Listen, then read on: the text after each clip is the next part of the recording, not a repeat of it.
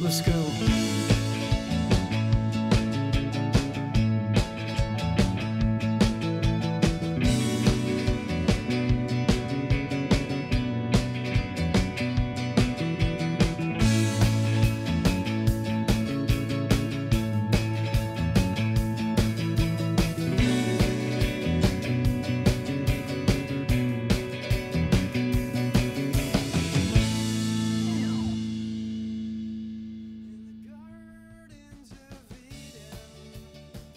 Bona nit i benvinguts al Persones F, el programa que produïm des de Mataró i el Maresme i des del qual us parlem de la nova economia, l'economia del futur.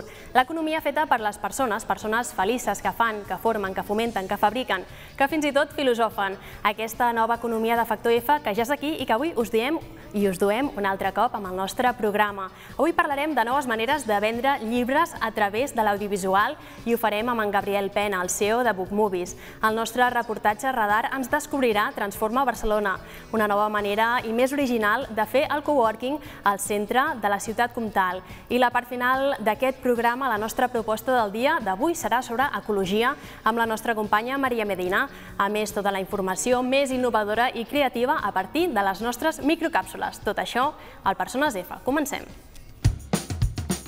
My friend fell on his right foot. Yeah! Doncs tenim amb nosaltres en Gabriel Pena. Gabriel, bona nit. Bona nit. Ets el CEO de Book Movies. Què és Book Movies? Book Movies és una eina que hem creat per connectar els llibres amb els seus lectors. Podríem dir que és una televisió online de book trailers?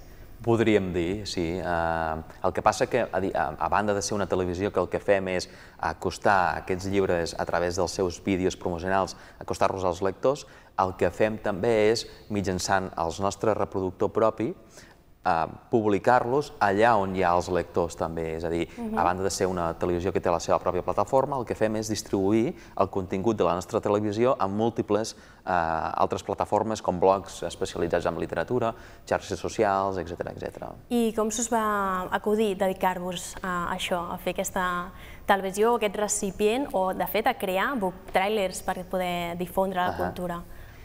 Va néixer, jo em vaig trobar en aquesta situació, vaig treure 2 llibres, vaig publicar 2 llibres i el que em vaig trobar és que l'editorial gairebé va arribar a passar de mi, olímpicament. Llavors, a banda de la promoció dels llibres. Eren llibres que estaven premiats i, en conseqüència, l'edició ja estava pagada per l'administració pública i, per tant, diguem que, com que ja tenien el problema resolt, doncs no feien focus en la promoció d'aquests llibres i feien focus en promoció d'altres llibres amb altres expectatives de ventes. El cas és que, a mesura que anava entrant en el terreny de les editorials, del sector editorial, m'adonava que els joves escriptors, els escriptors que comencen, ho tenen molt complicat per donar a conèixer la seva obra i per connectar amb els seus lectors. I va ser llavors que vam pensar, ostres, hem de trobar alguna manera per democratitzar les oportunitats, és a dir, perquè qualsevol escriptor, qualsevol editorial, sigui mitjana, petita, pugui arribar a connectar amb els seus lectors. I així va néixer Book Movies. Per tant, d'una situació que vivies tu en primera persona, vaja. Exactament, sí. Molt bé. Entenem doncs que Book Movies vol sobretot ser una eina per vertebrar una comunitat de lectors, no? De connectar, em deies abans. Sí, ens agrada molt utilitzar aquesta paraula, la connexió, i també el que he comentat abans, aquesta part de democratització de les oportunitats, perquè passa que cada any es publiquen desenes i desenes de milers de llibres nous. Tenim calculat que entre Catalunya, Espanya, Llatinoamèrica es publiquen entorn a uns 150.000 llibres nous cada any. D'aquests, el 99% passa desapercebut, és a dir, no passen per davant nostre ni per casualitat, gairebé. I l'1% restant forma part, sobretot, de grans grups editorials, publicacions de grans grups editorials, que reconeixen sèries de dificultats per connectar amb el seu públic, amb els seus lectors. Llavors, aquí és on entrem nosaltres, entrem en dir, ostres, no ens volem creure que dins d'aquest 99% de llibres que no arriben a connectar amb els seus lectors no hi hagi obra bona, no hi hagi bona literatura.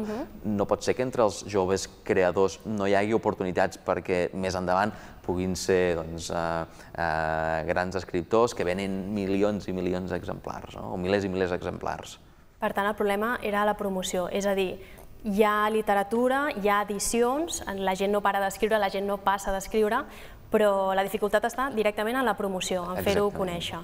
Exactament. I ho demostra el fet que, per exemple, les plataformes d'autoedició són unes eines que trobes a internet que el que està fent és facilitar que tothom pugui arribar a explicar la seva història, que la pugui escriure, i el problema que tenen és que dir, molt bé, autopublico un llibre, me'l faig jo mateix, fas la coberta, fas tot el llibre, el corregeixes, l'estil, tal, molt bé, i llavors què en faig d'aquest llibre?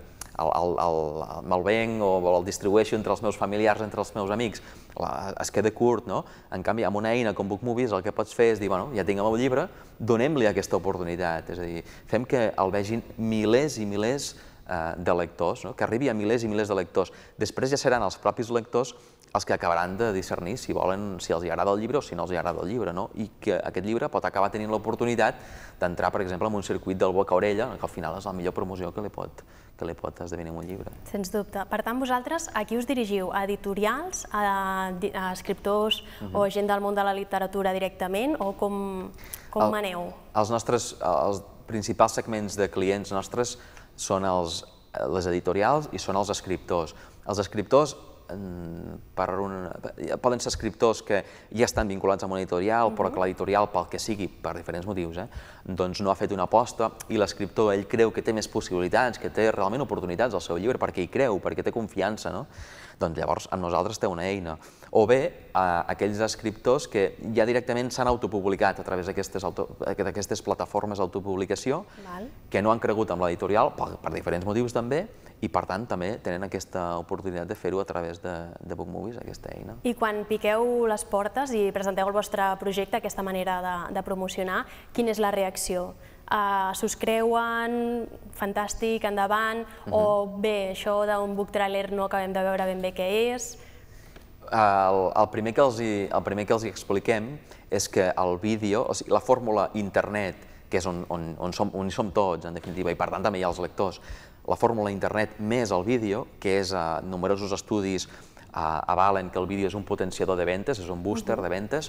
Clar, això quan ho expliquem, quan ho demostrem, immediatament, ostres, se'ls obre els ulls de dir, ostres, potser sí que si faig un vídeo que serveixi per presentar el meu llibre cap als lectors, el que estic fent és multiplicar la visibilitat i, en definitiva, també estic multiplicant les oportunitats de venda. Clar, quan entenen aquest missatge, ostres, aviat s'hi apunten. El que sí que nosaltres destaquem molt és com ha de ser el format d'aquest book trailer, que moltes vegades s'intenta recrear una atmosfera, s'intenta recrear un contingut, com seria un tràiler d'una pel·li, diguem, aplicat en aquest cas a un llibre. Nosaltres sempre som partidaris que es facin, els book trailers tendeixin a ser un spot publicitari, que serveixi per presentar el llibre, que la portada del llibre vagi apareguent al principi, durant i al final d'aquest vídeo promocional, i que sigui una cosa divertida, fresca, amena, que serveixi per presentar el llibre. Suggerent, que deixin una idea per captar, però òbviament no voldràs explicar tot el llibre en un tràiler de 2 minuts o... Aquesta és la principal dificultat que ens trobem, perquè, clar, la gent que hi ha darrere de l'edició del llibre, comunicació, màrqueting, l'editorial, els editors, és el que voldrien és explicar moltes coses amb el vídeo, quan al final, escolta, és que els lectors tots saben on anar a buscar més informació, per tant, com tu dius, suggerim i que després siguin els propis lectors també que vulguin anar a buscar més informació. Molt bé. Els tiratges, però, s'estan reduint avui en dia? És així, els tiratges de llibres, tot i que deies que n'hi ha, i que la indústria segueix endavant, els tiratges es redueixen. Els book trailers segueixen sortint a compte, segueix sortint a compte dedicar-te a aquesta promoció d'un sector que potser és just? Els tiratges disminueixen per una qüestió d'optimització, també disminueixen els tiratges, però continuen editant els mateixos títols o s'estan editant més títols, és a dir, no ha baixat, és a dir, sempre es mouen més o menys igual el número de títols nous que apareixen cada any. I llavors, el tema del book trailer, si surt a compte o no surt a compte, Depèn molt. Si tu el book trailer el fas i te l'acaben veient 100 persones, no surt a compte. Si tu fas un book trailer i te l'acaben veient desenes de milers de persones i, a més, aquestes persones són target de qualitat, és a dir, són lectors o potencials compradors del llibre, està clar que sí que et surt a compte aquesta inversió. Aquí està la diferència en la quantitat i la qualitat d'impactes que pot arribar a tenir aquest vídeo. Si es queda amb 100, és un gasto, és una despesa. Si tu el que aconsegueixes és que t'ho vegin desenes de milers de lectors, estàs invertint perquè això converteixi a ventes. I el tema de les vendes de llibres en format e-book, com el veieu vosaltres des de BookMovies? Ara ho comentàvem amb el meu soci, amb el Jordi, que anàvem venint cap aquí i hi ha xifres que estan parlant que als Estats Units s'estan convertint els e-books, els llibres electrònics, estan convertint-se en el 30% de les ventes acumulades a l'any. És la tendència, anem cap aquí. Jo crec que no hi ha dubte que l'e-book és un format que és molt còmode, que és veritat que probablement no acabarà substituint el llibre de tapa dura. El llibre, sempre és el llibre, potser sí que és per als que són més romàntics, tenir un llibre a les mans, doncs no. Però, en canvi, sí que l'e-book, el llibre electrònic, és una molt bona alternativa al que seria el llibre de butxaca, aquestes edicions més econòmiques, que en definitiva, si és una qüestió de preu, l'e-book t'ho fa més amable. I si la diferència, tots sabem que un llibre de butxaca és més complicat de llegir, no és tan amable. En canvi, un llibre de tapa dura sempre és més agradable. Però vaja, que la tendència sembla que anirem cap al llibre electrònic. No hi ha volta enrere, l'e-book ha vingut per quedar-se i, a més, segurament per entrar en unes noves fórmules que serà d'enriquiment del contingut. Hi haurà més interactivitat amb el propi llibre, es podrà veure probablement imatges, vídeos, localitzacions, en fi, hi ha tot un món que està començant que serà molt interessant. Justament t'anava a preguntar per això, per aquests productes híbrids de multimèdia, de literatura, audiovisual, i tot això tenir-ho en un sol producte. És el futur. Clar, imaginem-nos, no sé, llibres clàssics que parlin de novel·les fantàstiques clàssiques, no? I que al moment en què t'estan explicant i t'estan situant en una illa, que estan buscant un tresor, ho estic inventant, doncs que immediatament en aquell moment tu puguis veure una reproducció de com podria arribar a ser aquell espai, aquell espai geogràfic, aquell mapa, això és fantàstic, t'aporta moltíssim més valor. Fantàstic, doncs se'ns acaba el temps. Em comuniquen els companys per acabar. El factor F d'en Gabriel Pen, aquell ingredient principal per tirar endavant, per fer-ho tot millor. La confiança en un mateix, sens dubte la confiança, perquè, en definitiva, camins en trobarem moltíssims. Per això és molt important confiar en que tot acabarà esdevenint correctament. Jo crec que és aquesta, la confiança. Doncs amb la confiança d'en Gabriel Pena tanquem aquesta primera entrevista. Moltes gràcies, Gabriel. Gràcies a vosaltres. Felicitats i força. Gràcies. La manera de fer publicitat de la marca ha canviat en els últims temps, sobretot per dos factors: la reducció del pressupost destinat a la publicitat tradicional i la irrupció de les xarxes socials com a eina per comunicar-se amb el consumidor. Empreses com Llet Nostra i Bon Preu, amb Catalunya com a principal mercat, són dues de les marques que han apostat per donar una empenta a la promoció dels seus productes a través de les diverses opcions que dona el món 2.0. Amb un mercat més ampli, d'abast estatal i internacional, i amb més potencial per fer-ho, hi ha Estrella Damm, una gran empresa que dona molta importància a l'estratègia digital per difondre la marca a nivell internacional. El seu objectiu és trencar els tabús i potenciar el producte propi de casa nostra, i amb aquesta filosofia treballar en les xarxes socials.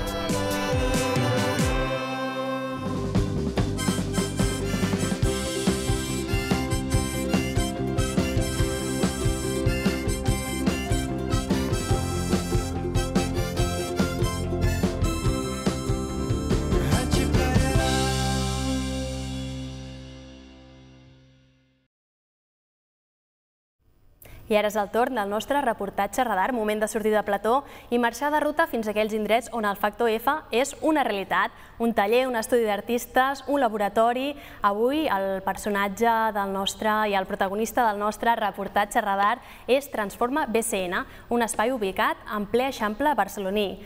Aquest equipament ha sumat a l'original idea del coworking una oferta de béns i activitats culturals i socials.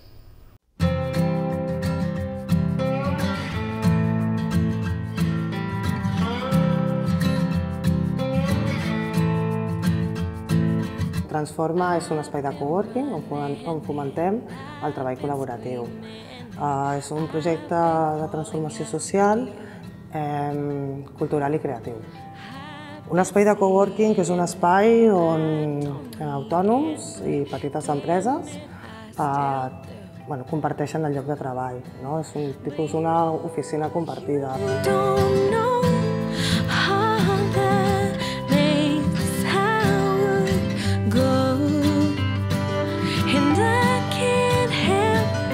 Nosaltres obrim de 9 a 9, no tanquem i estem oberts de dilluns a divendres. El dia a dia és aquí ve, tothom entra, surt, fa bastant la seva, després tenim per les tardes és quan tenim activitats, intentem això, que generin aquestes sinergies entre ells i fem tallers, per exemple, de continguts estratègics, diferents tallers que els puguin interessar als coworkers d'aquí.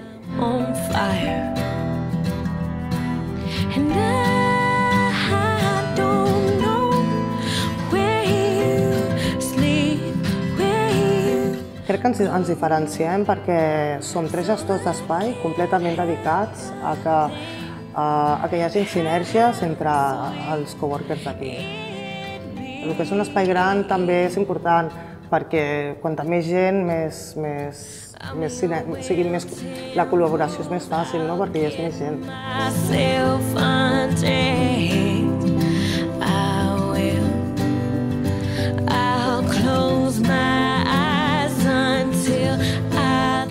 Hi ha molta gent que s'ha quedat sense feina i s'està reinventant. Després, hi ha molts freelance que estan treballant a casa i a casa t'aïlles, no pots compartir els teus projectes ni els dubtes i tal. Llavors, els espais de coworking és una manera de reduir les despeses que et suposa una oficina i després d'ampliar la teva xarxa de contactes.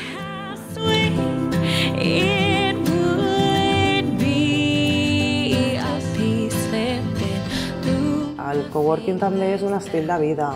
Dintre dels espais de coworking es creen comunitats d'autònoms i és com en realitat no deixa de ser una família. Per molts espais de coworking que hi hagin, tampoc hi ha competència perquè són com petites tribus que hi ha a la ciutat de freelancers.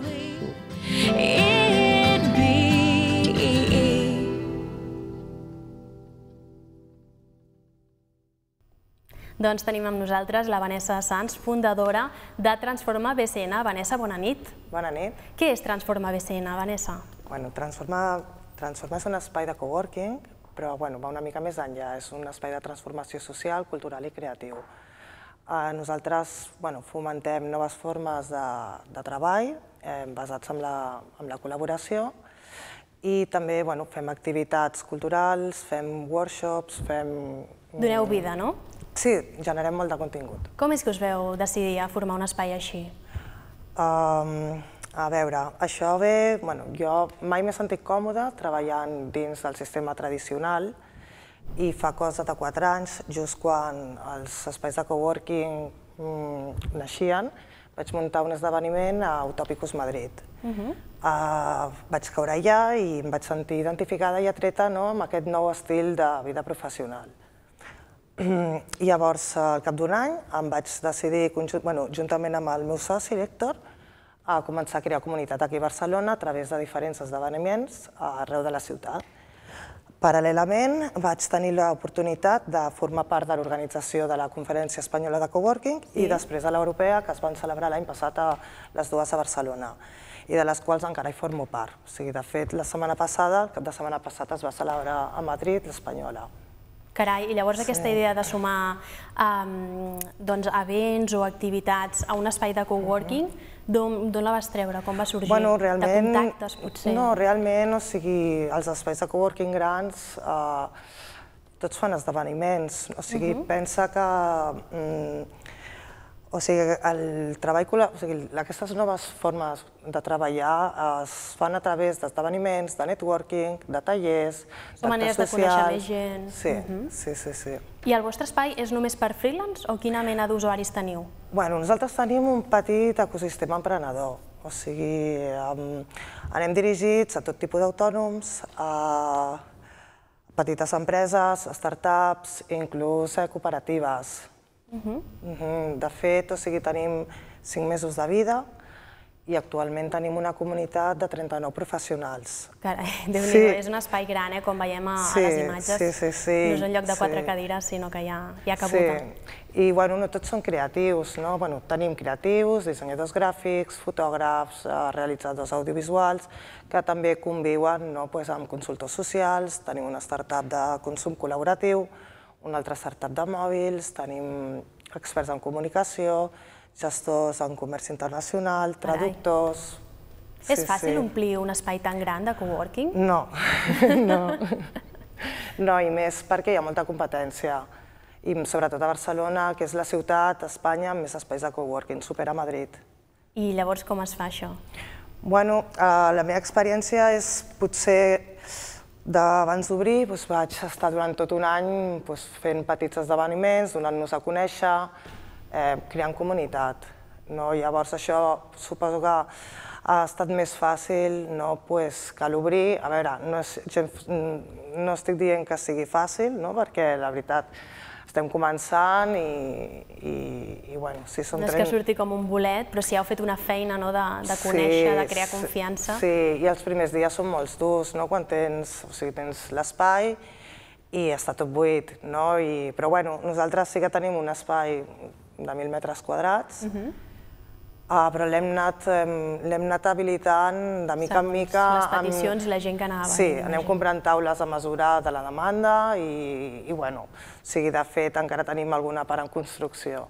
Bé, tot s'anirà fent. Ja per acabar, que se'ns acaba el temps, Vanessa, el factor F de Vanessa Sans, quin seria? Fomentar el canvi. Fomentar el canvi. Molt bé, doncs amb aquesta idea, fomentar el canvi, et diem adeu.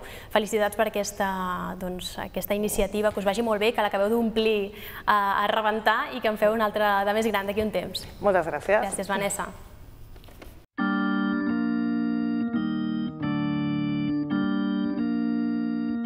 Els científics han mesurat a partir de les dades d'una enquesta realitzada el 2011 el grau de felicitat i satisfacció dels 950 ciutadans de Barcelona en relació amb el seu nivell d'ingressos actual i l'evolució d'aquests ingressos en els 5 anys anteriors. La investigació de la UAB i la ICTA han afirmat que la reducció dels salaris en els 2 anys anteriors a l'enquesta no va suposar un descens de nivell de felicitat. Consideren que l'explicació més plausible és que la disminució dels ingressos és conseqüència de la reducció en les hores de dedicació al treball i, per tant, d'un increment del temps d'oci.